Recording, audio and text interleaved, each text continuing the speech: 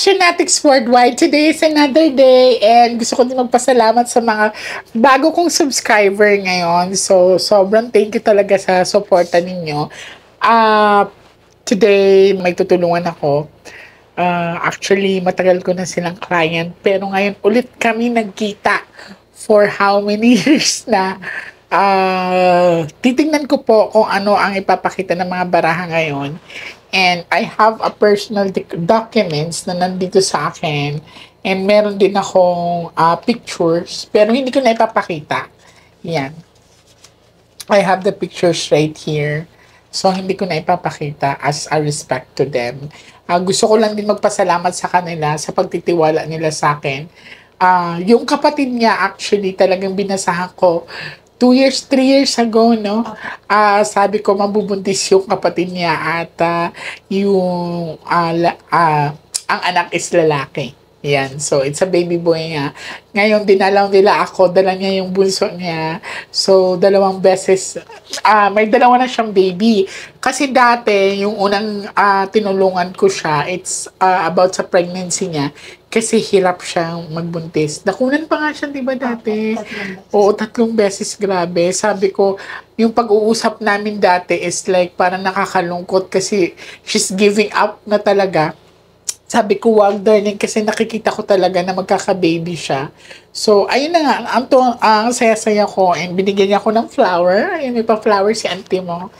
And ngayon, ibang case naman to, ito ay pinaka-importante. So, ready ka na? Handa ka na rin ba, darling? It's your first time, no? This is a bad luck card, alam mo to, ha, darling? Kailan nga birthday mo, babe? July 30.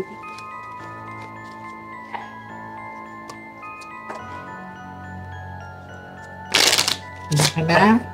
Okay, ikaw din.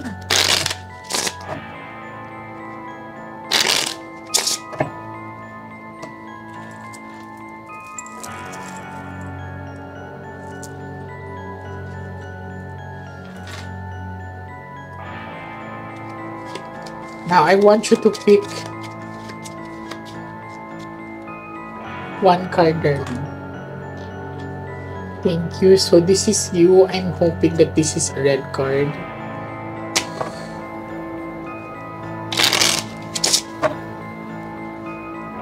Cut the cards into 3.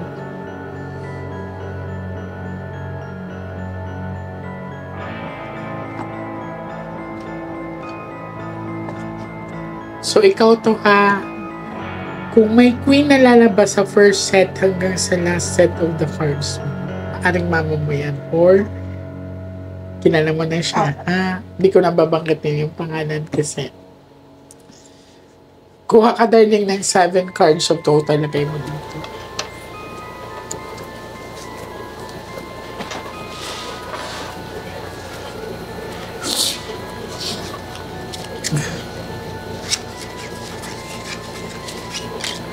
So, this is you. I'm hoping that this is a red card. Okay, it's a red card. Okay, ano mo? Money. 6. Sharp object. 8 is a lucky number. Pangit ang nakikita ko, be. This is a sharp object. So, ang pinakita sa akin sa first set of the cards, this is money. So, sure money kasi to. It's about money. Maari ding may katulong siya. Kasi hindi lang to isang lalaki ang pinakita sa akin. Sharp object means may ginamit na matalas, matulis na bagay. And 8 is a lucky number pero nag-itim sa pinapakita sa akin. Medyo pangit talaga to. May dahas na ginawa. May dahas ginawa. Hindi lang isang guy ang nandito, darling. Titingnan pa natin ang susunod, ha? Pero isa sa mga dahilan ang pera. Property.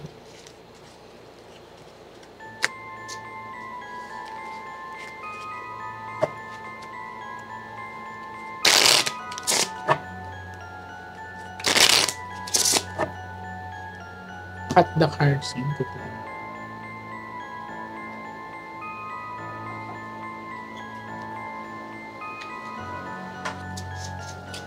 Kuha ka daw ng 9 cards of total, lagay mo dito. Queen of Heart ka, di ba?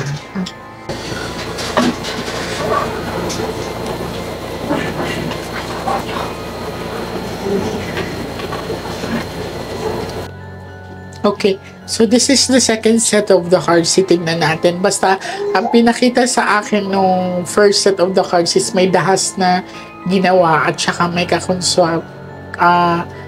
Meron siyang tinatawag na, ano ba sa Tagalog yun? Konsyaba.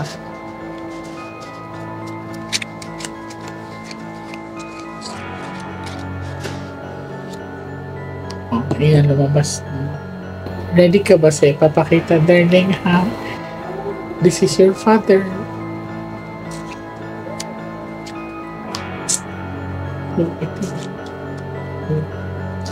Guy, this is 4 box of dark.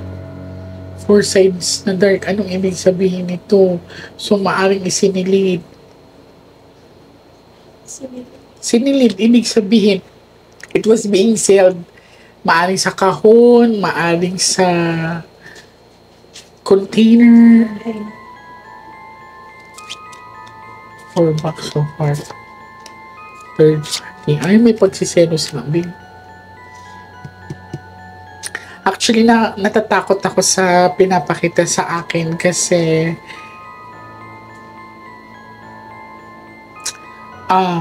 malinaw na pinakita sa akin, it is sealed by the container, or let us say 4 box of dark, and maaring itinago ito.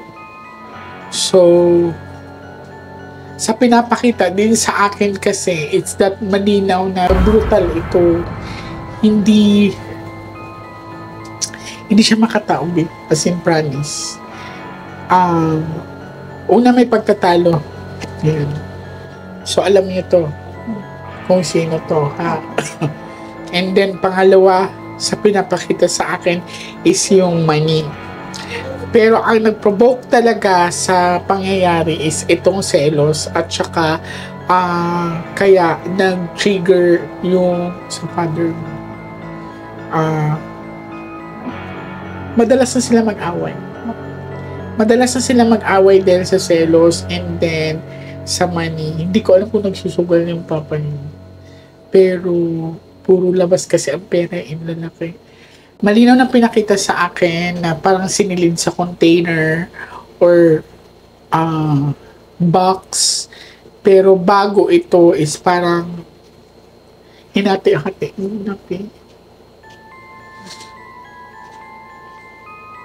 This is, my God.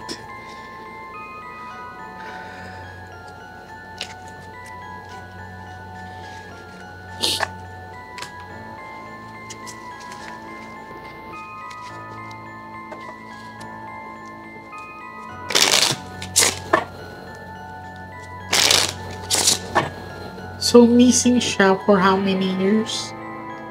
Since parang before 1999. Ang tagal na. Cut the cards. Magti-13 tayo, ha? Regalo ko na sa inyo. Ilang card? Ilang? 3.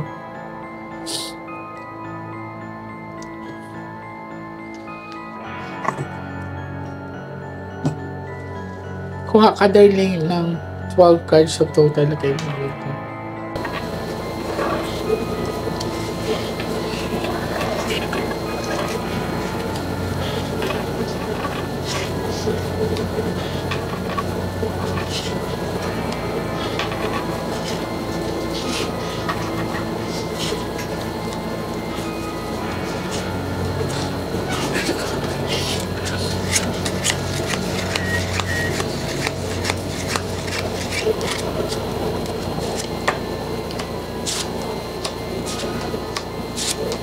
Oh.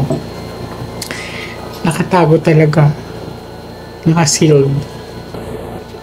Twice na lumabas.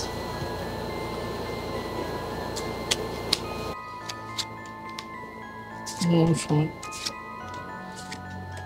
Sharp object. So, ang nangyari sa mama mo is nangyari din sa kanila. Pero mas nauna siya.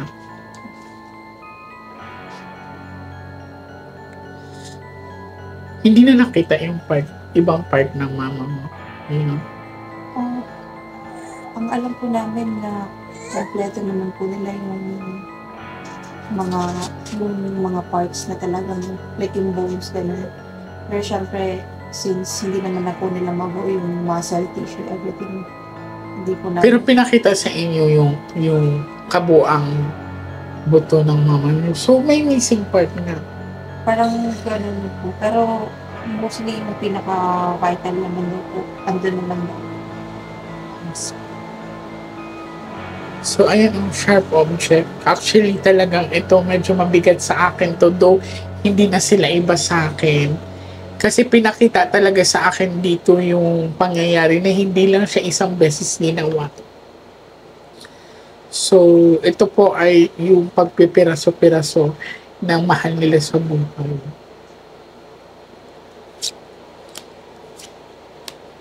Ayan.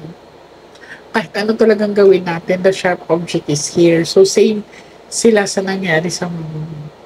Hindi ba siya nagpanaginip sa'yo? Actually, buhay pa po si mama nung sabi ko, siguro kasi may nakuha akong mga documents doon sa stock room. Oo. Tapos nananaginip ako ng babae na nakatalikod sa stock room na maiksi yung buka. Kasi yung una kong nakita sa barahan, naalala ko yun. Tapos yung tinatanong ko po kay mama yung pangalan na gano'n. Kasi ang sabi niya lang po sa akin, yung unang babae daw.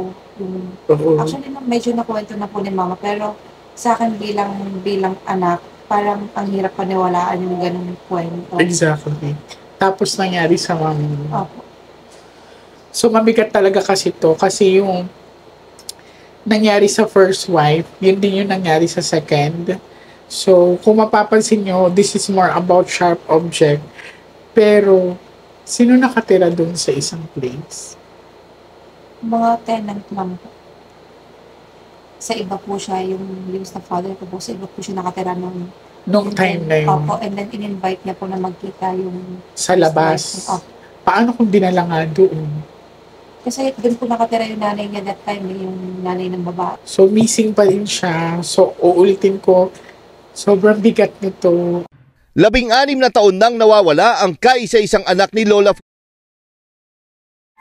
Mula sa Cebu, lumawas si sa Maynila noong October 27, 1999 para makipagkita sa kanyang asawang si o alias binabawi raw kasi ni ang 2 unit ng apartment na binigay dito sa isang restaurant sa Vito Cruz. Nagkita sina pero mula noon hindi na muling nakita pa si nang malaman nilang nahuli si dahil sa kasong pagpatay. Tila naibsa ng pangungulila ng pamilya sa hustisya. Anong balik ulit yung nakita ko dati? Kasi ilang taon na kami ilang taon ko na talaga sila. Sila yung isa sa mga original kong client talaga. Tapos ngayon na lang kami ulit pinagtagpo. Mas luminaw sa akin ang pangyayari kasi may dala silang gamit. Nasa setup.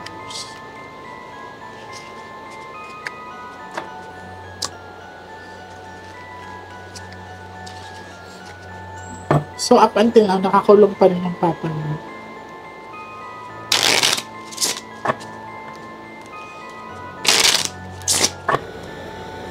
Akin na kamay mo.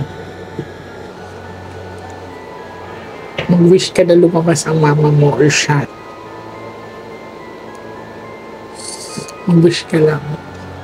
Basta Queen of Hearts ka. Cut the cards into 3.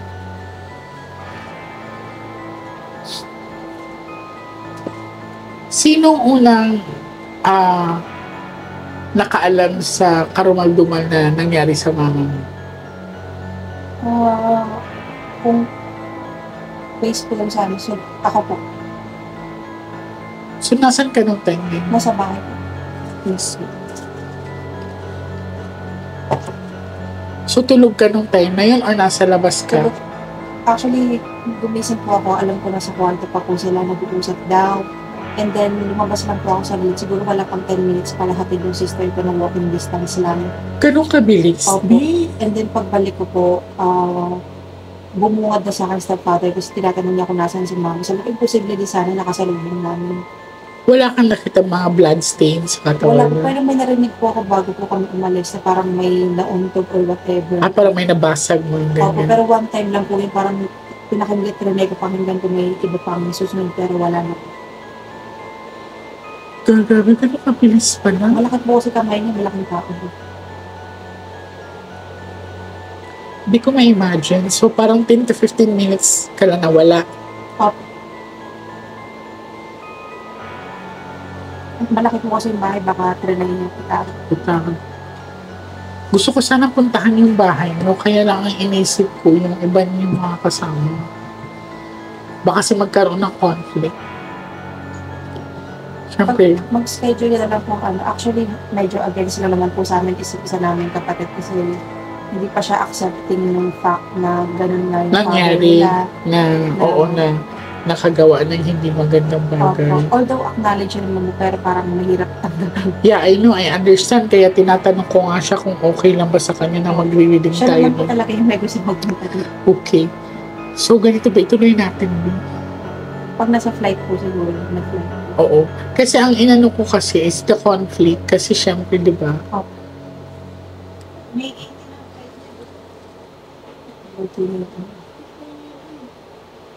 Sabihan mo agad ako. Kulitin mo ko, tawagan mo ko. Para susugod agad kami. Kuha ka ng ng 13 cards. Baka mas malinaw kung makakausap yung mama mo doon.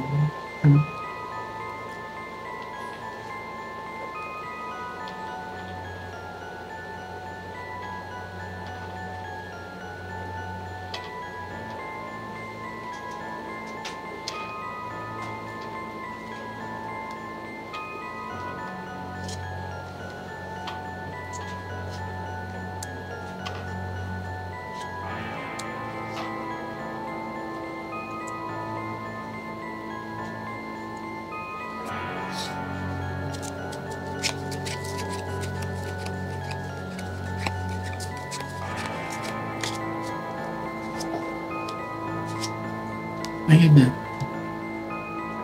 Sinagot ka. Queen 2. Isa pang queen. Siya na yun.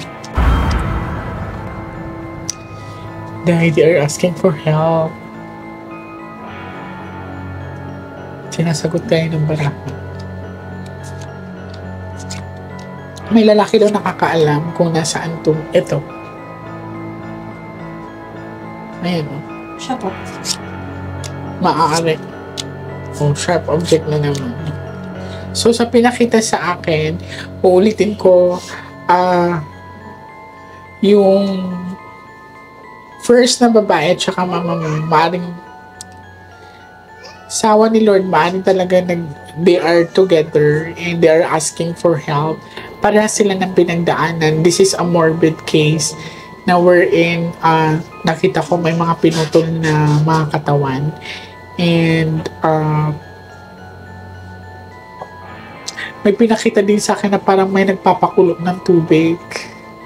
I don't know. It's like container or malaking kaldero. Ano to be?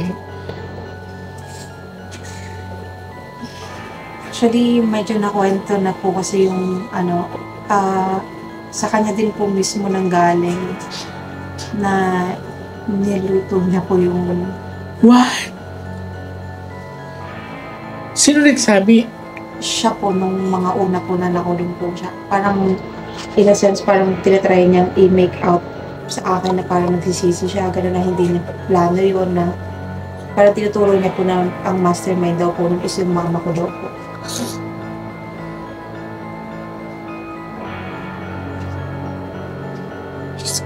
Tapos tinapon niya daw po sa tanay.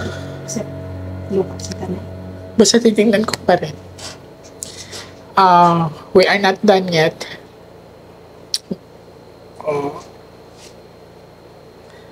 Hindi ko na kasi maalala kung ano mga pinakita sa akin dati kasi sobrang tagal na natin hindi nagkita.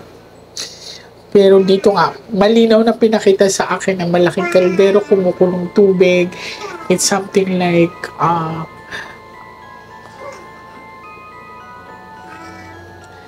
mahirap. May nakikita akong CR na duguan. May nakita akong like, rooms.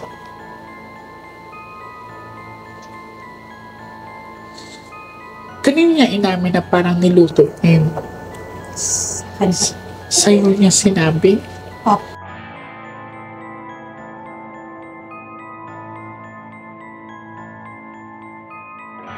Sinabi ba niya sa mga pulis? Hindi. Actually, medyo alam ko na po yan before kasi nung gusto po siya hiwalayan ni mama.